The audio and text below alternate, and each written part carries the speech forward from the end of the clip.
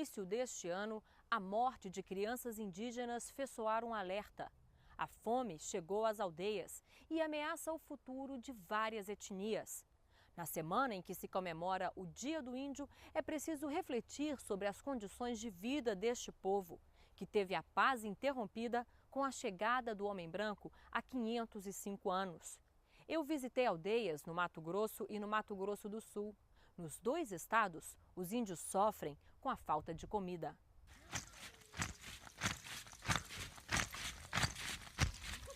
Crianças vítimas da fome.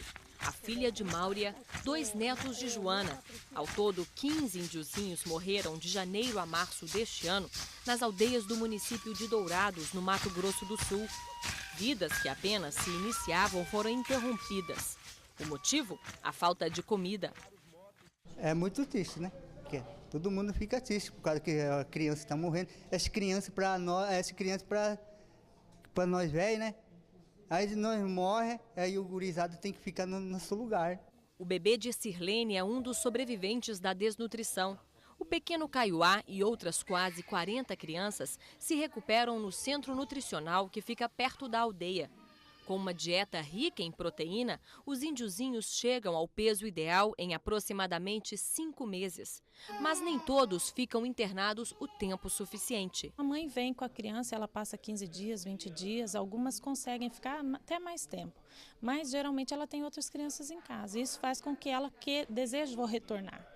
Então isso é um dos fatores que acaba trazendo esse transtorno, dela querer retirar a criança porque ela tem as obrigações familiares, ela tem o convívio familiar esperando por ela. E daí nós não temos como impedir. O que nós fazemos é orientá-la, nós temos funcionários que falam o idioma, então tentam esclarecer, aconselhar, mas nem sempre é possível reverter a opinião da mãe nesse sentido. Nós perdemos agora, faz uma semana, uma criança que foi retirada, ficou mais uma semana em casa e veio a falecer. Os índios recebem cesta básica do governo. Mas para famílias com 8, 10 filhos, ela dura no máximo 15 dias. E os alimentos enviados não são nada adequados. Uma população que recebe farinha de mandioca, quando a alimentação básica deles é mandioca, que aporte que eu estou dando diferenciado na alimentação no momento que eu entrego farinha de mandioca? Eu não estou mudando absolutamente nada. A carência maior seria uma carência proteica. O leite, por exemplo, que chega na cesta básica, é um leite que contém alta quantidade de açúcar.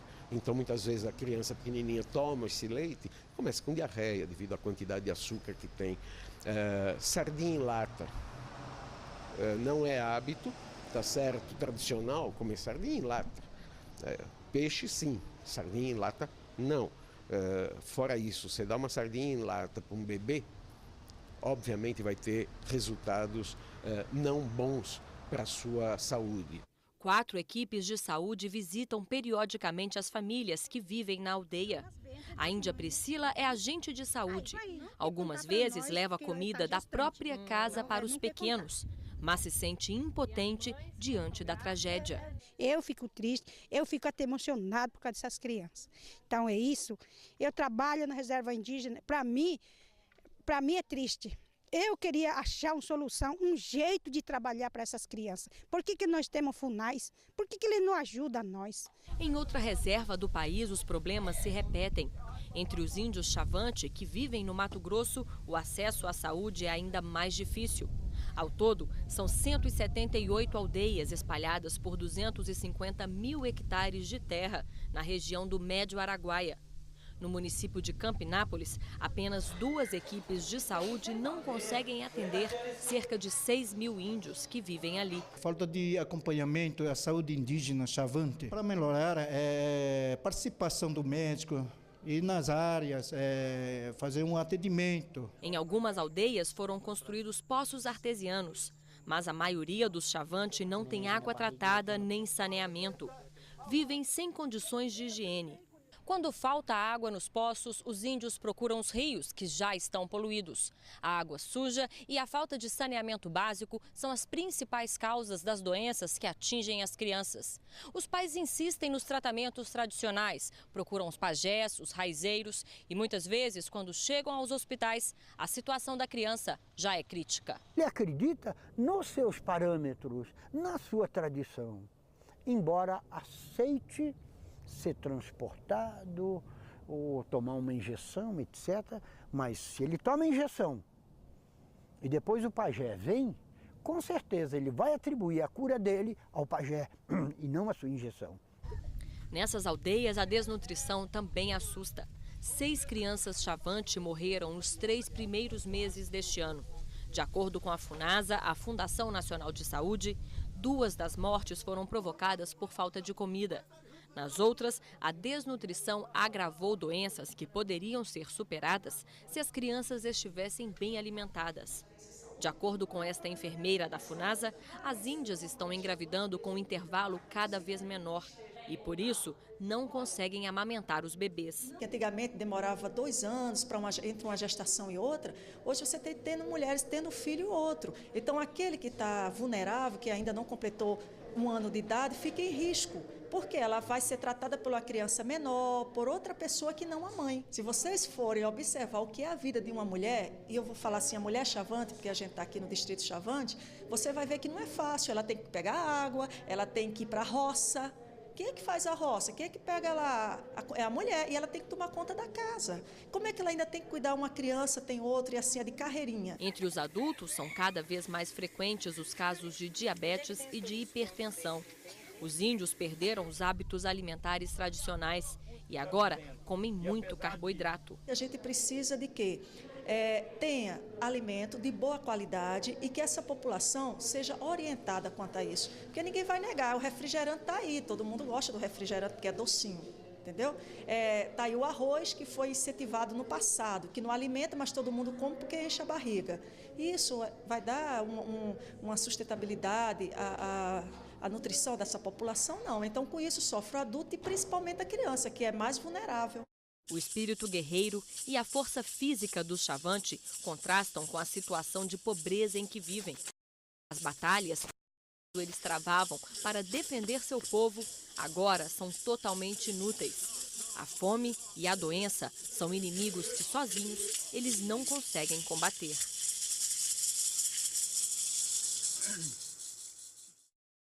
Por que os índios não conseguem mais plantar o que precisam para sobreviver?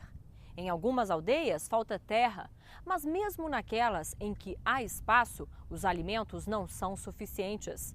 Enquanto os Guarani Kaiowá pedem terra, os Chavante querem máquinas, sementes e apoio para desenvolver uma agricultura mais produtiva. Poderia ser a periferia de qualquer grande cidade, mas esta é uma reserva indígena. Não tem cabanas ou ocas. Os índios vivem em barracões. Ao contrário de outras aldeias em que toda a terra é comum, na reserva de Dourados, cada família tem seu espaço definido. Pouco espaço. São mais de 11 mil índios em 3.500 hectares de reserva. De acordo com especialistas, seria necessário um espaço 100 vezes maior para que eles pudessem plantar o que precisam para sobreviver. O índio tem que morar bem longe do outro para poder plantar as coisas, para ter espaço para plantar. Uma concentração muito grande de gente, né? Com uma agricultura rudimentar que precisa ser rotativa e não há espaço para isso. Disputas entre as famílias e o comércio ilegal de terras fez com que alguns índios ficassem com terrenos maiores, enquanto outros só têm o espaço para a casa. Muitas pessoas estão para fora trabalhando, né, buscar os pão, né, porque não tem onde plantar, só tem um lugar de morar. Fica uma vida difícil, né? Mesmo os que têm terra não conseguem plantar. Faltam sementes e máquinas para preparar o solo. Por isso, alguns índios acabam arrendando as terras para os brancos. A prática é proibida, mas frequente. Os fazendeiros plantam soja e os índios recebem 25% da colheita como pagamento pelo uso da terra. O pai mesmo arrenda para os outros índios, o índio arrenda para o fazendeiro. E não tem aonde para plantar. A soja, ele não é semente, é planta de índio, soja não é. Porque a nossa planta é rama de mandioca, milho, arroz, batata, amendoim, pipoca. Isso que é a planta indígena. A planta de soja é dos fazendeiros. As aldeias dos Chavante, no Mato Grosso, também estão cercadas por plantações de soja. Esta etnia sempre viveu da caça e da pesca. Quando a comida ficava escassa, eles mudavam para outra região. Agora, ilhados em meio a um mar de plantações, a caça é cada vez mais rara e os rios estão poluídos. Antes de chegarem aqui, algumas tribos de Chavante viviam onde hoje é o estado de Goiás. No final do século XIX, os índios Chavante migraram para esta região do país, bem distante das áreas então ocupadas pelos brancos. E aqui eles viveram em total isolamento até meados dos anos 40, quando novamente eles foram alcançados pelos homens brancos. Mas desta vez, os Chavantes não tinham para onde fugir. Todas as terras ao redor já estavam dominadas, então eles decidiram ficar.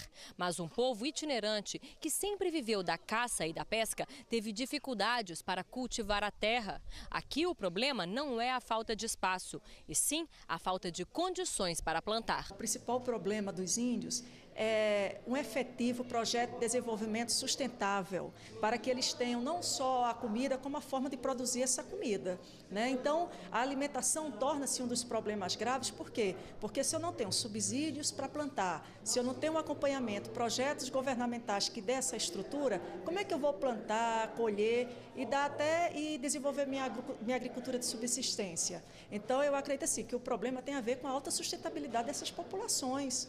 Ao contrário dos índios de Dourados, os que vivem no Mato Grosso têm terra de sobra. Mas o que eles plantam não é suficiente para alimentar toda a aldeia o ano inteiro. Muitas famílias sobrevivem com o salário mínimo recebido por índios aposentados. As ferramentas necessárias para ele trabalhar chegam atrasado, as sementes chegam atrasadas e o índio acaba atrasando o seu plantio também. Só de trabalhar com as enxadas, com machado, se torna muito pesado e a produção se torna muito pouco para eles, eles acabam não comercializando. Nós estamos junto a povos cuja organização social, a divisão do trabalho entre eles, é feita com visões de milênios passados. Ali está estabelecida a divisão de trabalho e a forma de estar no mundo. De repente, nós pegamos essa gente, nós atravessamos milênios vagarosamente, aprendendo, sofrendo, passando. E de repente, voltamos ao passado, porque estar na presença dele é estar na presença do nosso passado. Em algum momento da nossa história, nós estivemos como ele. Então, voltamos ao passado, estamos na presença dele, e pegamos ele e trazemos rapidamente para o tempo atual. O nosso homem levanta de manhã, ele sabe que ele precisa produzir de 8 a 10 horas sucessivamente, 4 pela manhã, 4 à tarde, isso dentro de sistemas regulares que estão aí de contratação de mão de obra, etc. Mas o índio não. O índio está construindo a sua casa, porque está próximo da chuva e ele está ali arrumando as coisas e passa outro e fala, vamos pescar, ele para tudo e vai pescar. Da mesma forma com que ele faz isso e paralisa o trabalho da casa dele, se ele está ali com uma maquinazinha plantando, o outro fala, vamos pescar. Vamos caçar, vamos fazer uma outra coisa, ele larga a máquina ali daquele tempo. Por que não? Por que não? É uma atividade tradicional, tão decente e talvez mais importante do que ficar ali com uma maquininha botando arroz. Essas diferenças são importantíssimas no sentido deles integrarem o nosso universo. É muito difícil, é a parte mais difícil, são os caminhos que ele deve percorrer para encontrar o seu lugar econômico na nossa sociedade. Com o pouco que conseguem colher, os índios sobrevivem como podem. A influência da cultura dos brancos e o desmatamento os impedem de manter o modo de vida que sempre tiveram. Agora eles pedem socorro, precisam de ajuda para recuperar a autonomia, garantir sozinhos o sustento de suas famílias e voltar a viver com dignidade.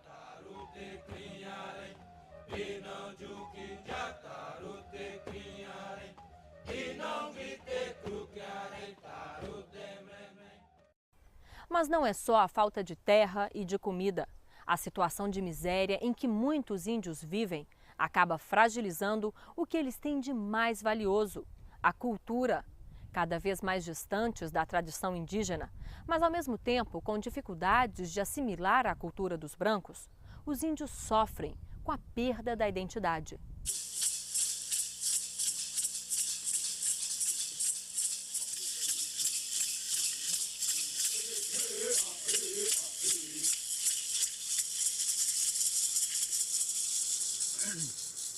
O índio, o mais importante é a não perder sua cultura, nossa cultura, a cultura que leva a respeitar indígena. Jerônimo Buruê é cacique. Na língua dele, Buruê significa roça bonita. Mas há muito tempo o cacique não vê uma roça bonita nas aldeias do Chavante.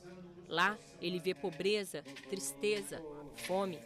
O contato com os brancos alterou o modo como viviam e também a maneira como enxergavam o mundo. Apesar deste convívio, muitas de suas tradições ainda são mantidas.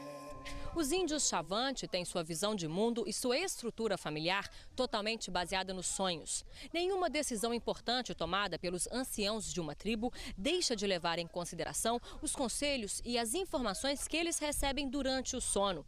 Por exemplo, se a FUNAI convida os índios Chavante para uma reunião para discutir a demarcação de uma aldeia, eles se reúnem e conversam sobre o assunto. À noite, durante o sono, os anciãos consultam os seus ancestrais. Na manhã seguinte, eles comparam as mensagens recebidas e só então decidem se vão ou não participar do encontro. Os Chavante também fazem questão de preservar a língua original. Algumas mulheres e os mais velhos nem sabem falar o português.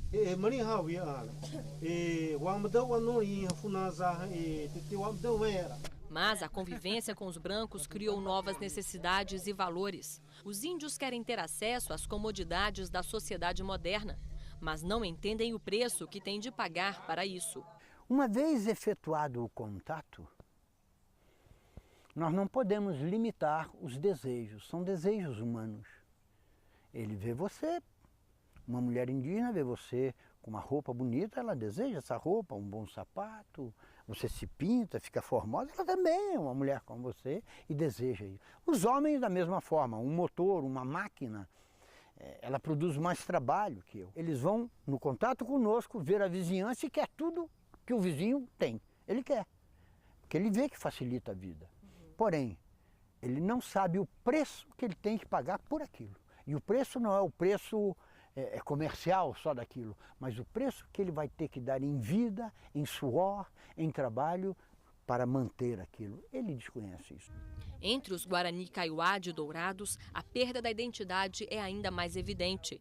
A língua nativa só é falada pelos mais velhos. Os jovens não se interessam pelas tradições. A minha criança, Kaiowá e Guarani, sabe correto perfeitamente, desde criança eles falam. Né? Agora tem uns que não sabem falar a língua e nem quer saber interessar também. De repente, o ethos é o conjunto de valores que sustenta você no mundo. São as suas crenças, são a sua cultura, suas tradições, são todos os valores da sua sociedade que estão ali. De repente, esses valores começam a quebrar e se desfazem em nada. Então, os seus deuses não são mais seus deuses. O nosso Deus é muito melhor que o seu. De repente, a sua técnica não vale nada. Olha a nossa técnica, olha como nossas máquinas colhem milhões e milhões de toneladas de soja. Olha como nós nos transportamos pelo ar, pelo mar, pela superfície líquida ou de qualquer forma. Tudo nosso é melhor. Então começa a haver nele o desejo de ser como nós. Ao mesmo tempo em que se afastam de suas tradições, os índios não conseguem assimilar a cultura dos brancos, nem seu modo de vida. Vivem entre dois tempos, nem índios nem brancos. Às vezes procuram pajés, às vezes médicos. Ora a crença em seus deuses, ora a religião cristã. Esses povos, você pode olhar, todos esses índios que estão aí, eles estão no limbo entre duas culturas. Ele não é nem mais índio autêntico e puro, porque ele usa roupa, porque a cabeça dele se movimenta em grandes aspectos, já dentro dos escaninhos mentais da nossa sociedade, etc. E também não é um civilizado no sentido amplo da palavra, na medida em que ele seja um homem formado, profissionalmente, capaz, autônomo para ganhar dinheiro, né, ter um lar, enfim. Ser um homem integrado à nossa sociedade. Então ele vive nesse limbo. E esse limbo é um processo cruel, é uma coisa terrível. É uma coisa extremamente difícil. Esta perda de identidade leva ao desespero. Entre os Chavante, o alcoolismo preocupa autoridades e caciques. Na cidade mais próxima das aldeias, é comum encontrar índios embriagados em plena luz do dia. Através da oferenda de amigo da onça, a gente fala, que não é amigo da sinceridade. Então se oferece para estragar a saúde dos indígenas. Quem oferece porque é uma pessoa maldito. Quem oferece fala que dá boa ideia, vem muitos coragem, não sei o quê, vira super-homem. Então, para mim, eu não acredito, não. O alto índice de suicídio mostra a falta de esperança. Só nas aldeias de Dourados, 42 índios se mataram no ano de 2004. Muitos deles jovens, sem qualquer perspectiva de um futuro melhor. Eles têm a terra sem males, a busca da terra sem males, a eterna andança, a eterna busca do lugar que realmente haveria paz, conforto, etc. Isso eu acho que ajuda muito, porque essa terra existe de fato na mente dele. Ela existe, não é uma mera história de carochinha, ela existe. Então, quando as coisas às vezes estão muito difíceis, muito bom, entre eles, ele pode falar, quer saber de uma coisa? Para que ficar aqui se nós temos esse lugar tão fantástico? Então isso alimenta e ajuda muito mais a você voltar a se suicidar. Condições tão terríveis da sobrevivência dele hoje auxiliam os indígenas a buscarem a terra sem males, se matando, se suicidando. E aí você vê o conflito. Ele vestido, quer dizer, parte frequentando uma escola, né, quer dizer, parte branco, e a outra parte indígena. No final, vence o lado indígena, porque ele vai buscar os valores estabelecidos na sua mitologia, na Terra Sem Malhos, que é indígena. Então, no final, ele opta por aquilo que vem das suas tradições, dos seus pais, dos seus avós. A Terra Sem Males eles já tiveram. Ficava aqui mesmo, antes da invasão dos que vieram dos mares. Mas o invasor não destruiu seus sonhos e em 505 anos não conseguiu eliminar suas tradições. Os índios resistem e vão continuar, motivados pela esperança de voltar a viver como sempre quiseram, em harmonia com o mundo que os cerca.